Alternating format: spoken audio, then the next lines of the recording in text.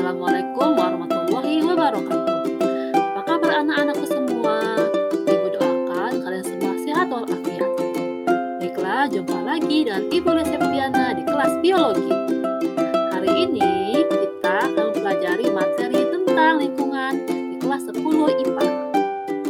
Baiklah anak-anak, sebelum kita mulai pembelajaran, alangkah baiknya kita berdoa terlebih dahulu agar pembelajaran hari ini kita berkah di mata Allah Subhanahu wa taala. Mari kita berdoa terlebih dahulu. Baiklah anak-anak, sebelum memulai pembelajaran, ada baiknya kita mengetahui tujuan pembelajaran kita hari ini, yaitu yang pertama, siswa dapat menyebutkan beberapa macam kerusakan lingkungan yang ditemukan dalam kehidupan sehari-hari. Yang kedua, siswa dapat menjelaskan beberapa macam penyebab dan akibat kerusakan lingkungan. Yang ketiga, siswa dapat menunjukkan bukti kerusakan lingkungan. Yang keempat, siswa mampu menganalisis kerusakan lingkungan. Yang kelima, siswa mampu memberikan alternatif pelestarian lingkungan. Anak-anak, sebelum memulai pembelajaran, kalian bisa perhatikan beberapa macam gambar kerusakan lingkungan. Kalian bisa amati dan kalian perhatikan. Silakan.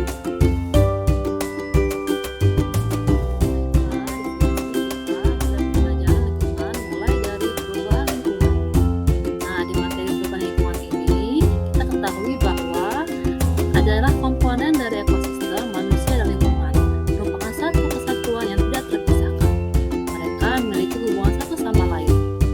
Nampaknya berbagai macam fenomena seperti banjir, kekeringan, longsor, dan meningkatnya suhu permukaan bumi adalah bukti hubungan tersebut.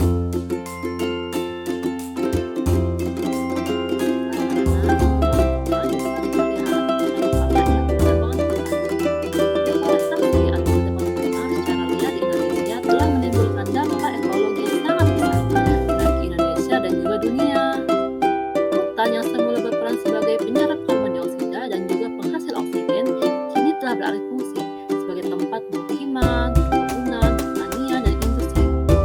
Nah, pendapat hutan ini menyebabkan adanya pemanasan global.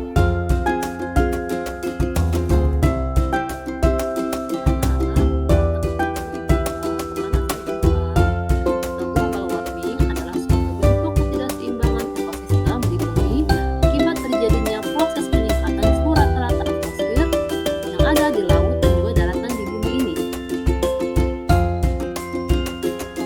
Selanjutnya kita bahas tentang pencemaran lingkungan.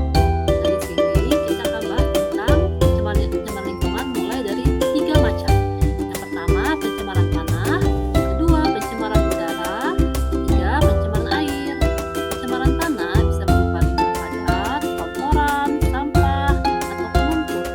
Pencemaran udara bisa berupa asap, sulfur dioksida, adanya nitrogen oksida, karbon monoksida, dan juga karbon dioksida. Pencemaran air bisa berupa limbah rumah tangga, limbah industri, limbah pertanian, dan juga limbah pertambangan. Baiklah, kita mulai dari pertama, pencemaran tanah. Pencemaran tanah adalah kondisi ketika tanah terkontaminasi oleh zat-zat kimia atau bahan-bahan berbahaya lainnya yang dapat merusak kualitas dan kelangsungan hidup tanaman, hewan, dan juga manusia yang bergantung pada tanah tersebut. Pencemaran tanah ini dengan konsentrasi yang cukup tinggi dapat menimbulkan dampak negatif tidak hanya bagi lingkungan, namun juga manusia itu sendiri. Tanah memiliki berbagai macam senyawa yang memang telah ada secara alami, walaupun ia tidak tentukan.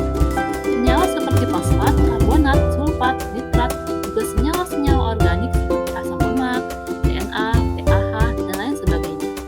Nah, faktor penyebab pencemaran tanah adalah manusia itu sendiri dan juga alam yang menjadi penyebabnya. Penyebab manusia bisa disengaja maupun secara tidak sengaja. Nah, misal yang sengaja ketika para petani terlalu banyak menggunakan pestisida. Hal ini dapat mencemari tanah. Selain itu, berbagai macam kegiatan industri, tekstil, obat-obatan, minyak bumi, dan lain-lain, emisi radioaktif, radium, thorium, uranium, dan lain-lain bisa menyebabkan pencemaran pada tanah.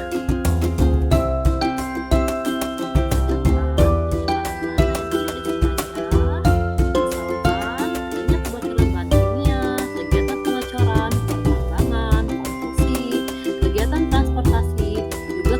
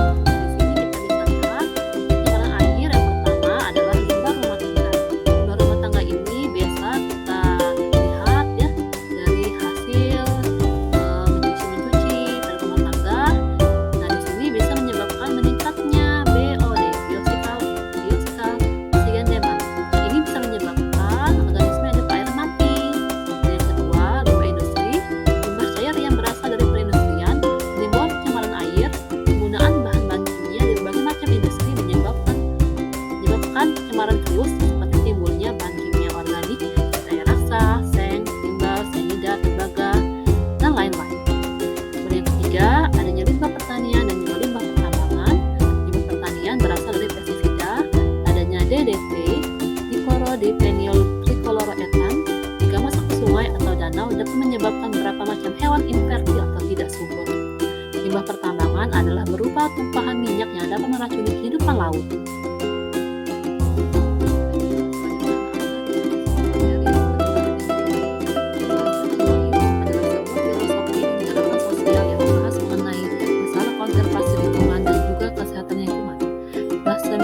Dikenal juga sebagai sebutan environmentalisme, yang mana ini adalah upaya untuk melestarikan lingkungan yang ada di kehidupan alam.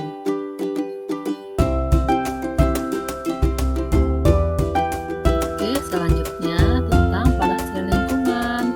Dengan melakukan yang pertama adalah konservasi, yaitu berupa perlindungan, pengaturan, dan pembaruan sumber daya alam. Caranya yaitu dengan melindungi flora dan fauna, terjadinya kebakaran hutan. Yang kedua, tidak menggunakan pestisida secara berlebihan dan menggunakan sesuai dengan dosis. Yang ketiga, tidak membuang limbah